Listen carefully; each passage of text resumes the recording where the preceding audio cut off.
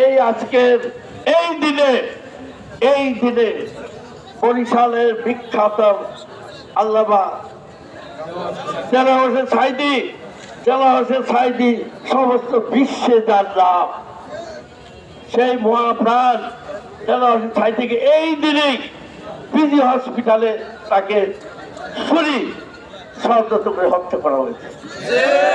এই বিখ্যাত লোক আমি স্মরণ করি এই জন্য 2086 সালে উনি গভর্নমেন্ট স্কুলের মাঠে সমাবেশ করেছিলেন। সেই সমাবেশে আবার সমবেত করার সুযোগ হয়েছিল। এই বিখ্যাত লোককে এই মাসে এই দিনই হত্যা করা হয়েছে।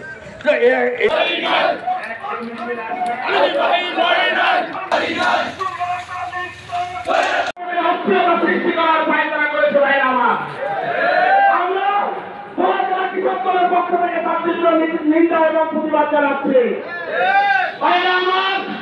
আমাদের সিনিয়র নেতৃবৃন্দ আগামী দিনের যে বর্তমান তাদেরকে স্বাগত জানাই।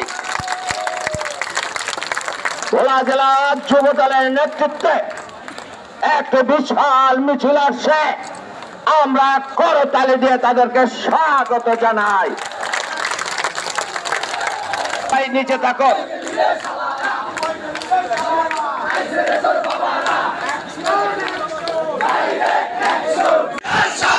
যুবলীগের গুন্ডারা ধরি না, পিঠের সামনে রাখবো না, ধরি না, খুনি হাসিনার চামড়া ফাঁসি চাই, খুনি হাসিনার ফাঁসি চাই, ফাঁসি চাই,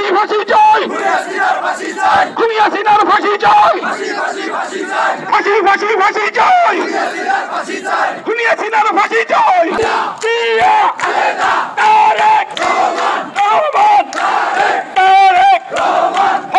ফাঁসি চাই, আমার ভাইয়ের রক্ত।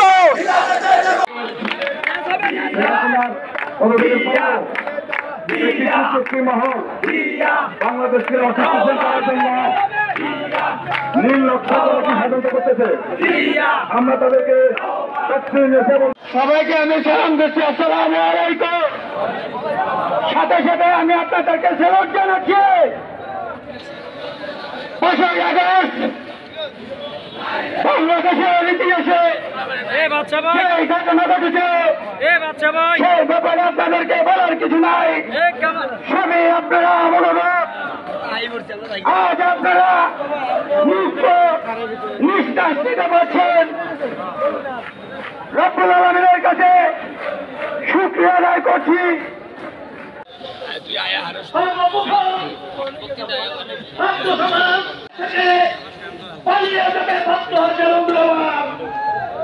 তার সমস্ত দায় বা কতটুকু দিয়ে এখনো হাজার আমাদের বিজয় বাহিনী জেল খেলায় এখনো সকল অঙ্গ সংগঠনের নেতৃবৃন্দ হয় আমার স্তরাইত। আজকে আমরা ভোলা জেলা বিএনপি কখনো শিরস্ত্রভাবে বুকের তাজা রক্ত দিয়ে বাংলাদেশকে দ্বিতীয়বার মতো স্বাধীন করেছে, সেই সমস্ত শহীদ ভাইদের আত্মার মাগফিরাত কামনা করছি। আমি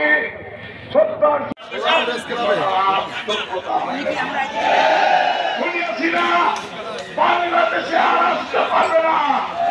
আজকে জনগণের কাজ করে দাঁড়াতে হবে, ফাঁসি হতে হবে।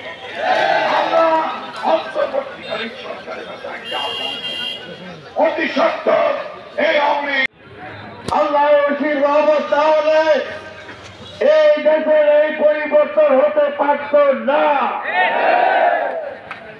আজকে আমরা স্বাধীন দেশ, মুক্তভাবে কথা বলতে পারছি, প্রেস ক্লাবের সামনে এসে দুটি কথা বলতে পারছি, এটা আল্লাহর রহমত ছাড়া কিছু নয়।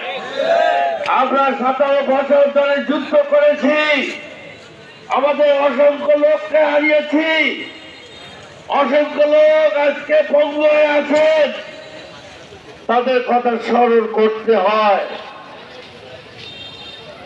তাই আমি যে কথাটা বলতে চাচ্ছি, আমাদের বিএনপি নেতৃবৃন্দ যারা আছেন, আমাদের দায়িত্ব কিন্তু অনেক বেড়ে গেছে। এই দেশকে রক্ষা করতে হবে, এই দেশকে এগিয়ে নিয়ে যেতে হবে।